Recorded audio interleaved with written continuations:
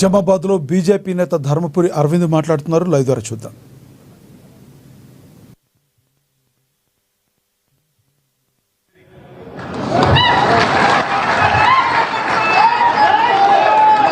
అంటే పడేది కసుంటోళ్ళు తప్ప ఎవ్వరికి కూడా నేను అన్యాయం చేసినోని కాదు, నన్ను తిట్టినానే.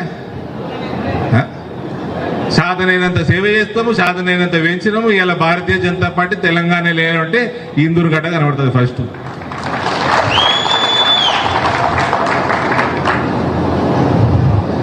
కొత్తోళ్ళని రానియడం కంప్లైంట్. నేను ఒకరోజు లిస్ట్ తీసిన. పోయినసారి బసవ గారు ప్రెసిడెంట్గా ఉన్నప్పుడు, తర్వాత దినేష్ వచ్చినాక, మోరేపల్లి గారు జగిత్యాల జిల్లా ప్రెసిడెంట్ ఉన్నప్పుడు, మండల అధ్యక్షుడు ఆపై స్థానాలు ఉన్న వాళ్ళందరినీ లిస్టు తీసి పంపించిన సీనియర్ నాయకులకి. 80% పైన నాకంటే సీనియర్లు ఉన్నారు. 80% కంటే నా పైన సీనియర్లు ఉన్నారు. బస్ అరవింద్కి ఏమున్నది? కులం ఉన్నది, ధనం ఉన్నది, చదువు ఉన్నది, సంస్కారం ఉన్నది, రాజకీయం ఉన్నది, అన్నిటి తగ్గట్టు పర్సనాలిటీ ఉన్నది. ఏం చేయాలి? అబద్ధాలు చెప్పాలి. అరవింద్ కారు దిగాడు. పాతోళ్ళు 80%. ఇప్పుడు వేసిన కమిటీలో కూడా ఇంకా పార్టీ 60% కొత్తోళ్ళు, 40% పాతోళ్ళు అన్నారు. నా దగ్గర 60% పాతోళ్ళు ఉంటారు. ఇప్పుడు కూడా లెక్కలేసుకోరు. కనీసం నాకంటే సీనియర్లే ఉంటారు. మరి ఏం లేదు నా మీద చెప్పనీకే. కానీ పనికి మళ్ళీ చాడీలు చెప్పుడు, లొలి పెట్టుడు తప్ప. ఇందూరులో భారతీయ జనతా పార్టీ ఆటోమేషన్ మీద ఉన్నది. ఆటోమేషన్ ఇక్కడ ఎలక్షన్ పెట్టుడు ఆలస్యం, భారతీయ జనతా పార్టీ గెలుస్తుంది. అందరి ముందర ఇగో మీడియా ఉన్నది. మీడియా ముందర చెప్తా ఉన్నా, రామచంద్రరావు గారికి మొట్టమొదటి జిల్లా పరిషత్ చైర్మన్ అనౌన్స్మెంట్ ఇడికెళ్ళి వస్తుంది బీజేపీ. పోయినసారి మున్సిపల్ చైర్మన్ కొద్దిగా మిస్ అయినాం. ఈసారి మొట్టమొదటి మున్సిపల్ చైర్మన్ ఇడికెళ్ళే వస్తుంది. నాకు తెలిసి హైదరాబాద్ పక్కన పెడితే, జిహెచ్ఎంసీ పక్కన పెడితే 72 కార్పొరేటర్లు ఇందులో తెలంగాణలో. 31 తెలంగాణలో ఉన్న కార్పొరేషన్లన్నీ 31 కార్పొరేటర్ల, మనం ఒకటే 28 కార్పొరేటర్లు.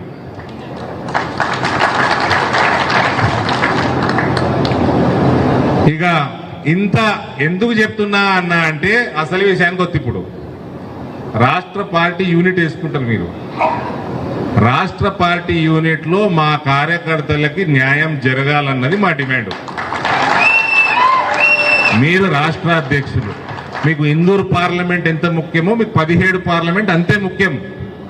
మా నాయన కూడా పార్టీ నడిపిండు, 2 సార్లు సక్సెస్ఫుల్ గా నడిపిండు. కొద్దిగా అవగాహన ఉన్నది, మీ బాధ్యత ఏందో నాకు. మీకు 17 పార్లమెంట్ కూడా అంతే ముఖ్యం. కానీ మీకున్నది కూడా 20-21 ఉంటాయి పోస్టులు. ప్రతి పార్లమెంట్కి వెళ్ళి రిప్రజెంటేషన్ ఉండాలా, అది కూడా మాకు తెలుసు.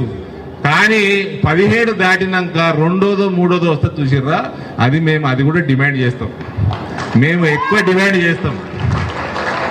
అది కార్యకర్తలకి వెళ్ళి వచ్చింది. నేను మీకు చెప్తున్నా, నేను డిమాండ్ చేస్తలేను, నేను అంటలేను, అసలు నేను ఆలోచన చేయలే. మా కార్యకర్తలు చెప్పమన్నారు, నేను చెప్తున్నా మీకు.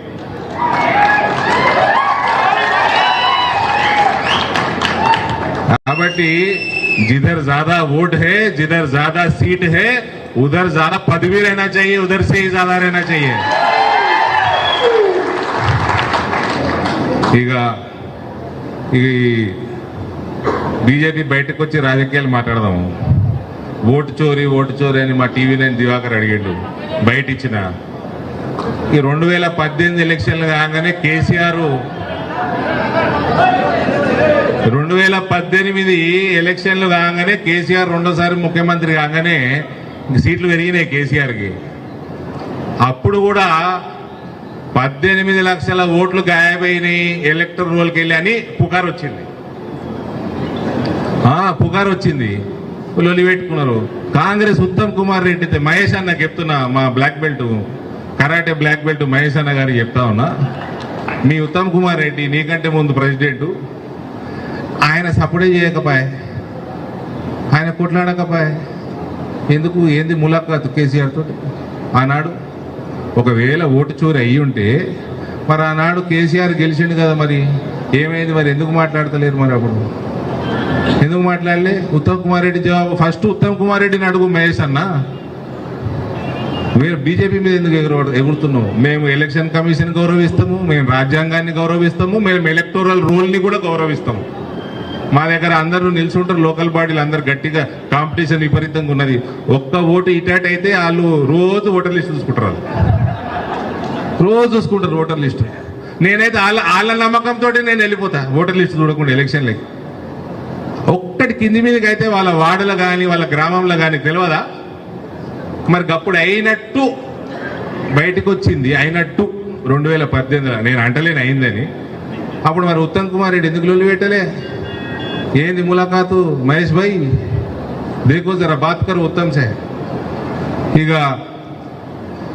బీసీ కుల రాజకీయాలు కాంగ్రెస్కి చేసుడు అలవాటే. ఇవాళ చరిత్రలో, భారతదేశ చరిత్రలో మొట్టమొదటిసారి మహిళలకి 33% రాజ్యాంగబద్ధమైన ఎలక్టెడ్ హౌజెస్ లా మహిళలకి 33% రిజర్వేషన్ తీసుకొచ్చిన ఘనత ఒక బీసీ ప్రధానమంత్రి నరేంద్ర మోడీ. మీరు పవర్లో లేకుండానా? పవర్లో లేకుండానా? నెహ్రూ కాడికెళ్ళి, ఇందిరాగాంధీ కాడికెళ్ళి, రాజీవ్ గాంధీ కాడికెళ్ళి, డిఫాక్టో పిఎం సోనియా గాంధీకి వరకు మీరు పవర్లో లేకుండానా? మరి ఏమైంది? మరి అప్పుడు పెట్టుకోకపోతే ఓడ నాపిండా చెప్పురి. రాజశేఖర్ రెడ్డి గారు పాపం ఆయన లేరు ఇప్పుడు. ఆయన 4% ముస్లింల కోసం రిజర్వేషన్ తెచ్చిండు కదా ఈ రాష్ట్రంలో కూడా. వెళ్ళి ఆయన కూడా చేసుకున్నాడు, ఏదో చేసుకున్నాడు. మరి ముస్లింల కోసం కూడా ప్రేమ పుడుతుంది, మరి బీసీల కోసం ఏనాడు పెట్టలేదా? మరి పెట్టలే. ఓడిని అడుగుతున్నారా నాయన? ఓడిని అడుగుతున్నావు. కాబట్టి ఇవన్నీ సొల్లు రాజకీయాలు బంద్ చేసి, ఇవన్నీ ఈయన వాగ్దానాలు చేసిండు కదా కాంగ్రెస్ వాళ్ళు, అది ఒక్కటి నెరవేర్చింది లేదు, పీకింది లేదు. అవన్నీ డైవర్ట్ చేయడానికి లోకల్ బాడీ ఎలక్షన్లు వస్తున్నాయని ఓటు చోరీ, బీసీ రిజర్వేషను, ఇవన్నీ డైవర్షన్ పాలిటిక్స్ తప్ప ఇది స్ట్రేట్ ఫార్వర్డ్ పాలిటిక్స్ కాదు. స్పెషల్లీ ఇందూరు గడ్డ మీద ఉన్న మన ఈ పార్లమెంట్ ఉన్న ఓటర్లు చాలా అవేర్నెస్ ఉన్నోళ్ళు. వీళ్ళకి ఇవన్నీ ఏమి ఎక్కువ. ఇక్కడ లోకల్ బాడీస్లో భారతీయ జనతా పార్టీ కాషాయం జెండా ఎగురుతూనే ఉంటుంది, ఆల్రెడీ ఎగురుతుంది, ఎగురుతూనే ఉంటుంది. సో ఇవన్నీ కూడా మీడియా ముందర మీ అందరికీ దృష్టిలో తెలియజేస్తూ, మరోసారి కార్యకర్తలకి నా వంతు వీలైనంత నేను అందుబాటులో ఉంటున్నా కాబట్టి అన్ని రకాలుగా అది నా అదృష్టంగా భావిస్తూ, ఇవాళ ఈ కార్యక్రమానికి విచ్చేసిన